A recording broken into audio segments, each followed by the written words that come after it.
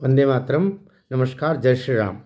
इस देश को चारों ओर से लूटने वाले, यहाँ की सभ्यता संस्कृति को नष्ट करने वाले और इसमें घुसपैठ करके और फिर यहाँ के मूल जो बंधु हैं, यहाँ के जो खास तौर से सनातनी लोग हैं, उनके हितों पर कैसे कुठाराघात कर दें और इस भरत भूमि को कालांतर में जिहादियों की भूमि बना दें, इस दुर्लक्ष्य हेतु कई लोग सक्रिय हैं। अभी माननीय उच्चतम न्यायालय के सम्मुख एक पिटीशन दायर हुई। उस पिटीशन में ये मांग की गई कि जितने रोहिंग्या रहते हैं, रोहिंग्या अर्थात हमारे देश में कैसे भी घुसपैठ आए हैं, वे अनधिकृत तरीके से यहाँ चले आए हैं, फिर वो उनके लिए जो बहुत सारे मानवाधिकार आयोग वगैरह वगैरह जो जो रहते हैं, अंतर्राष्ट्रीय स्तर पर भी इनके सब कॉकस है, बहुत बड़े गिरोह हैं, कॉकस क्या कहना चाहिए, गिरोह है, वो उनको वहाँ से कार्ड दिलवा देते हैं निवास के, और वो इस आधार पर उनका यहाँ पर रहने का एक तरीके से उनकी व्यवस्था हो जाती है। ठीक अमेरिका में देखिएगा, बहुत सारे कार्ड वार्ड थे, लेकिन उसने कान पकड़ करके हथकड़ियाँ बांध करके सबको ट्रंप ने बाहर फेंक दिया। लेकिन हमारे यहाँ पर इतने वर्ष हो गए, मतलब 15 साल मोदी को आए हुए, 11वां वर्ष चल रहा है, लेकिन अभी भी इस तरीके का माहौल बनाया हुआ है कि ये जो हमारे यहाँ आकर के घुस गए हैं रोहिंग्या या बांग्लादेशी, इनको बाहर निकालना मुश्किल है, क्योंकि इनकी नागरिकता सिद्ध करो, इनका ये करो वो करो, दुनिया भर का अड़ंगे डालने। और अड़ंगे डालने वाले कौन से? हमारे ही लोग हैं जो अड़ंगे डाल रहे हैं। मुझे दो पंक्तियां अपनी याद आ रही हैं कि बंद हैं कैद में वो छूटना चाहते हैं, बंद हैं कैद में ये रोहिंग्याओं को कहाँ रख रहे हैं अपन, कहीं न कहीं अभी तो इनके सबके पालाबंदी करके रखी। बंद हैं कैद में वो छूटना चाहते हैं, हमारे अपने ही अब हमें लूटना चाहते हैं, उन्हीं के एनजीओ बना करके, उन्हीं के तरफदारी करके। हिंदू लोग ही कई सक्रिय हो गए, कांग्रेस ही कई सक्रिय हो गए, सपा ही कई सक्रिय हो गए और उनके उनके लिए आगे बढ़ रहे हैं। अभी ये मांग की जा रही है सुप्रीम कोर्ट में, प्रशांत किशोर, क्या वो प्रशांत भाई जो आप पार्टी में पहले थे, वो सीनियर एडवोकेट भी हैं वहाँ के, इसका वो तो पर्दे के पीछे रह गया। और एक और सीनियर एडवोकेट है, संभवतः क्रिश्चियन ही होने चाहिए, ये कॉलिन गोंजाविल्ले।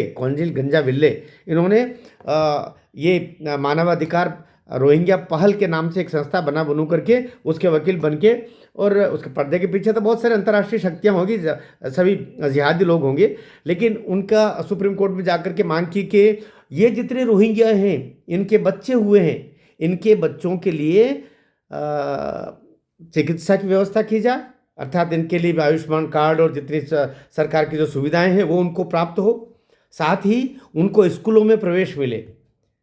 वो उन्होंने मांग की कि आधार कार्ड और इनके सब के अभाव में वो खाली मानवाधिकार संयुक्त राष्ट्र संघ का उनके पास कार्ड है, उसके कारण से उनका वहाँ पर होता नहीं है, तो इनको इनके लिए विशेष व्यवस्था की जाए, इनको स्कूल में प्रवेश करवाएं।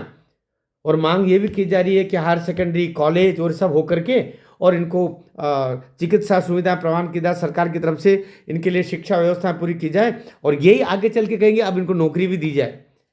ये क्या इस देश को समझ क्या रखा है? तो अभी माननीय उच्चतम न्यायालय ने उनकी पिटीशन ले ली है और उनसे उनसे उनको ये बोला है, नोटिस देखिए उस एनजीओ को, कि आप 10 दिन में ये जानकारी दीजिए कि ये लोग कहाँ कहाँ रह रहे हैं, किस किस हालत में रह रहे हैं और कहाँ कहाँ इनका पूरा पता ठिकाना दीजिए। तो उन्होंने कहा कि ये जब आप वो देखिए सीएए के खिलाफ जब आंदोलन हो रहा था तो कहाँ पर रह रहे हैं? शाहीन बाग, वहाँ पर ज़्यादातर रह रहे हैं, कालिंदी कुंज और इसके अलावा खजूरी हास, ये 3 स्थान खास तौर से शाहीन बाग और कालिंदी कुंज में ये रोहिंग्याओं की संख्या वहाँ पर है और वहाँ पर रहते हैं। कुछ लोग तो कैंप में रह रहे हैं, कुछ लोगों ने किराए के मकान में रह रहे हैं, अर्थात ये आखिर ये एक तरीके से तो खुले किराए के मकान, मतलब पैसा चुकाते होंगे, पैसा कहाँ से लेके आते होंगे? ये सब चोरी उचक्का स्मगलिंग ये सब काम हो रहा है।